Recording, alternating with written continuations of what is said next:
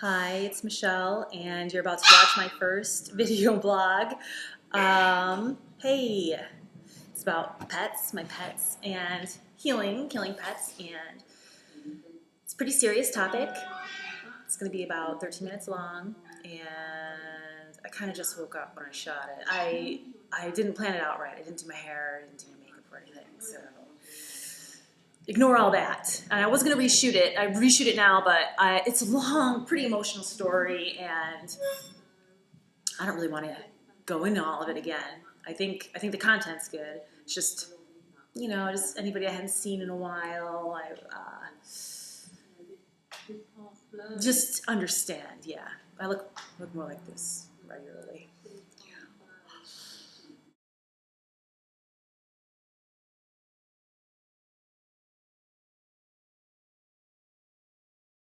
So over the summer, I had one experience with my little dog Mary here.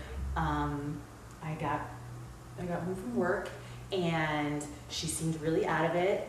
Like I thought she fell and like hit her head or something. Like it was really scary. And I took her outside, and when I came back inside, I noticed in her bed a wrapper from a pot brownie I had. And I only would eat half of it, and I'm a lot bigger than her. And so I was so scared. It was the middle of the night. I had a night job, and I'm like, I'm gonna have to wait till the morning. Can I bring her to an all-night place? I'm like, she needs to throw up. She needs to get this out of her system. So I was like, well, why don't I try healing her? Why don't I try a healing, session? And I did, but I didn't do a full half-hour session because I was there, and I felt kind of, ow, Tessie. I felt kind of stupid, or kind of, I don't know, like I was panicked, and I was just kind of like, this is really serious, and like an immediate kind of serious issue. But I did it, and got up, walked away, and then I heard her throw up. Throw up so much. Like, it worked. The session totally worked. I believe that. And she was fine, and she was still a little stoned, but I figured she'd like, you can ride this out. It was more manageable for her, and I knew she wasn't in danger anymore, and she wasn't. So that was my first experience with animal healing. And now recently, this is a very serious issue, because she seemed sick, seemed out of it, but it didn't seem that serious, and she loves to eat, this one, and she will eat stuff off. She'll just eat whatever. And this is a big place. I do a lot of artwork and a lot of messy kind of work. And I was like, did she eat something? And then I saw her in her poop, like some wood, like some sharp kind of wood. So I was like, that's what it must have been, what was bothering her. And she was in heat like a month ago too, so she was, I noticed there was some issues with that. But then after I saw the wood in the poop, she was acting sick again, and it was again nighttime, and she was shaking. She seemed like kind of hot, and then she was like shivering. I was like, oh man, she's like feverish or something. So I do healing session, like a full-on healing session, and we go to bed, and then the next morning she's like licking herself and cleaning herself, and I have her on my lap, and then like all this stuff comes out on me, and I'm like, did you just poop on me? Like, what is it? And I lifted her up, and it was coming out of her vagina. It was really scary. I freaked out. And I was like, what the fuck? And it was like, when I looked, it was like pouring out of her. So I put a little like diaper on her. I had some from when she was a puppy, and I get online. And then I read words on pyromitra. This is what it sounded like.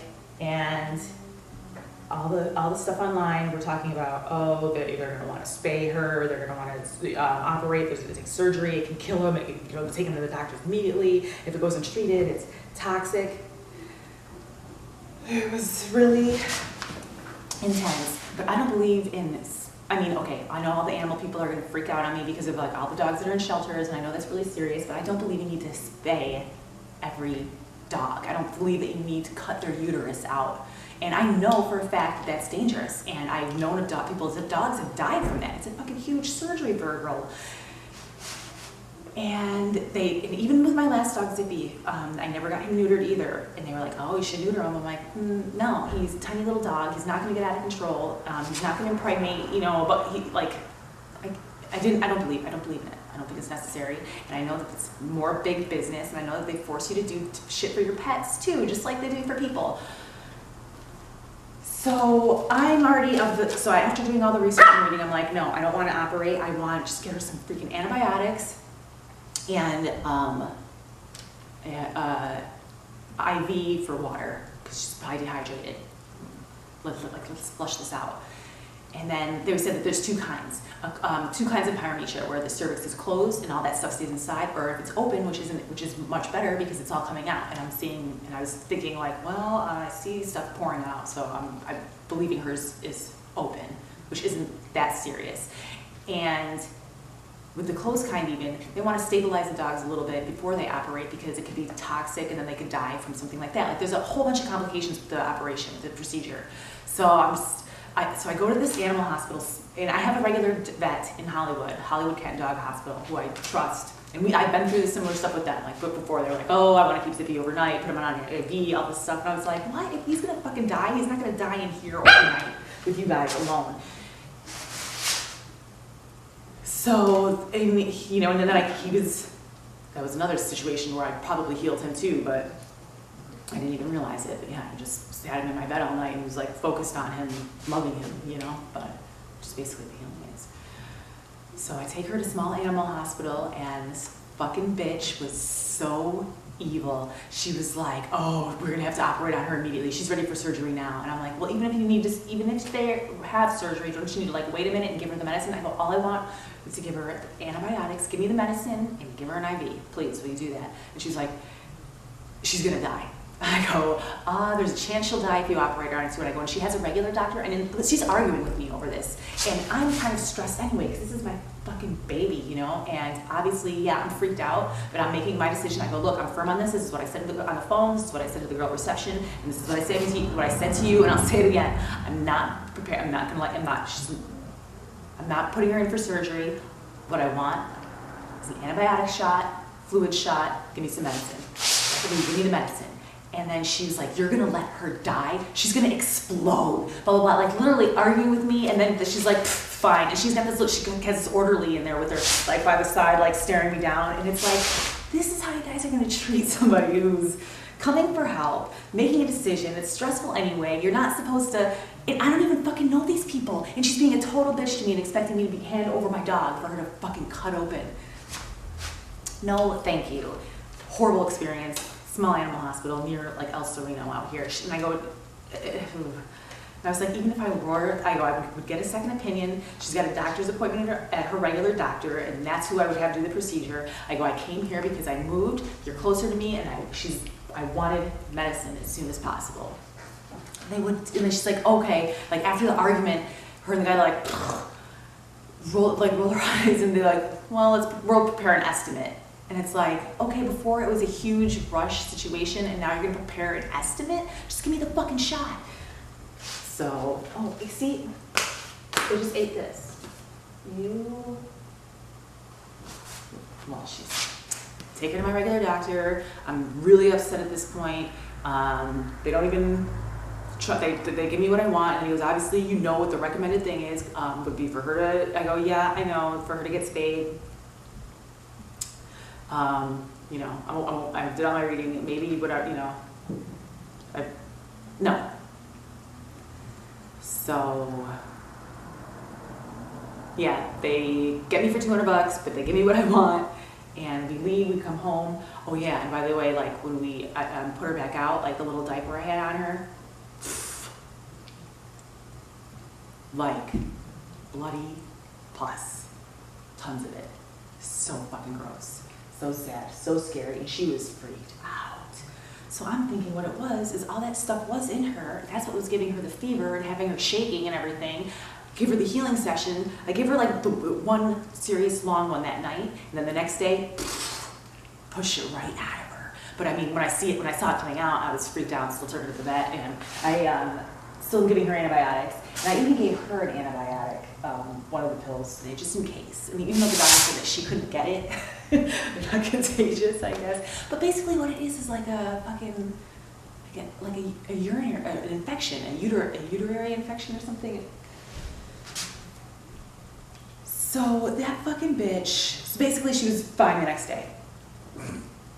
And then, I mean, this was a week ago, so I mean, I didn't hurry up, make the video and be like, oh, she's cured. I mean, I watched her and I was ready to take her back or do whatever, and but there hasn't been any need. And she's back to her old self and she's fine. And it's like that fucking sicko bitch wanted to butcher her, cut her open for money. You can't ignore the fact that this shit is incredibly expensive and that it is a business. And they see you walking in there and they're, you know, they exploit your panic and your worry. There's fucking shit called astroturfing, where these assholes will put stuff online, like these fake forums and this fake information stuff. So you'll look this up and it'll be like a ton of things saying, oh, surgery. But then if you look a little bit longer, people did say they had surgery and all their fucking pets died. Oh, we didn't get it in time. After the surgery, they got this and that and all. It's a fucking infection, you know? Like, it's not that big of a deal. Well, I mean, I guess it can be, but that's the thing. Like, I don't know. Like, maybe I believe that the healings work and they strengthen and they can get your body to flush something out. But I mean, I don't know if I can reverse a fatal illness overnight. I think that that's a bit of a stretch. But then again, I mean, I don't know. So I know it definitely did something twice to her, but I don't want to encourage people to be like, oh, don't go to your vet, come to me and I'll cure your dog of fatal illness. And I mean, I don't want to take that responsibility on. But at the same time, if somebody wants to help their pet and, you know, has the similar views as I do, that they're not going to go in and be a paycheck to some butcher of a vet and, you know, keep their fingers crossed and hope that their dog doesn't die, rather than do maybe, if you're not going to do that anyway, rather than do nothing, I'm opening up animal healings. And even just for like elderly pets and stuff, because I had a senior dog and there was a lot of stuff with that, like just for strengthening and, the healings, they do something. They work, I have no doubt about it. And yeah, so I guess this is my blog to explain my new service of, well, it's not really new, because healing is healing. I guess I just never specified a person or dog or cat or anything before, but yeah, I'm open to working with dogs too, other people's dogs. So, tremendousheart.com. This blog will be on my YouTube and on my website. You can find my website on my YouTube. Thank you.